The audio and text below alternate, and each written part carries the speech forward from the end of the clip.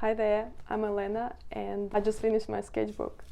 In this video you will see me drawing the last page, which is in the middle. It is unusual because I made a mistake in the beginning and I started the sketchbook from the last page and then I came back to the first page, so I was going from both sides and the middle was the last empty page, if it makes sense. It is also my first time trying using dry gouache. I created this little travel tiny set, which is super cute. And I'll be using the clutch pencil with the tiny brushes and pencils that I created as well for this clutch pencil. Why I decided to paint a cat? It's because I was already painting a lot of cats during this week in school for my sketchbook class. Second reason was to test the dried gouache, as I mentioned before, and it went pretty good. However, I don't use black color too much and I had to mix a lot of browns constantly. Maybe I should buy a separate brown color or some other convenient colors that would help me to mix less. Overall, it was a pleasant experience, but again, messy as usual, and I had to clean up after using gouache. But I think it's always the case for me. I would always need to do some cleaning and a little extra maintenance. So it is as complicated as any types of gouache as I've used previously from the tube or the jelly gouache.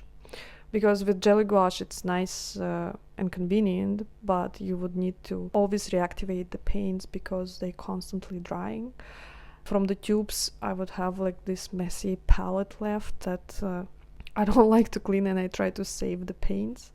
But then they get so dry, they fall out, crack, and it's just such a not inspiring thing to look at that I never come back to them, and I end up wasting paint anyway.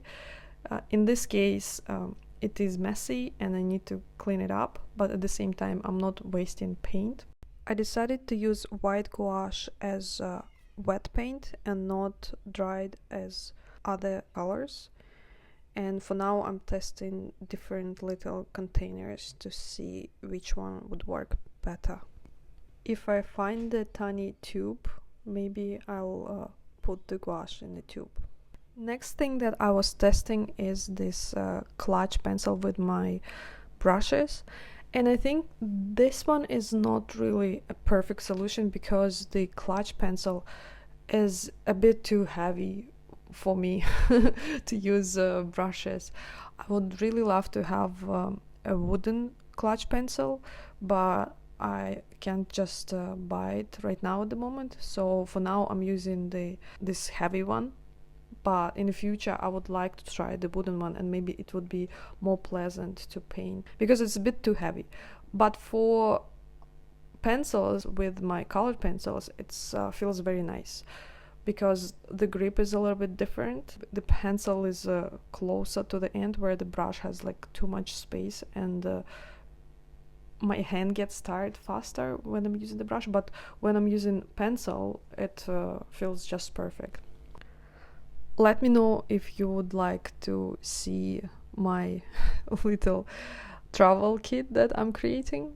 It's going through different variations right now and I'm testing different things, but I think I can still make a video to show it. It's super tiny and I'm pretty excited about it. The background I just made it up from the head, so it looks a bit random, and then I decided to add the colored pencils on top for extra little details and texture, and I like it quite a lot. I'm also into making my own sketchbooks at the moment, so I really like this format because it's so convenient to put it in a pocket and it's almost doesn't take any space. So I decided to reuse the cover and give the sketchbook a new cover from my used watercolor paper.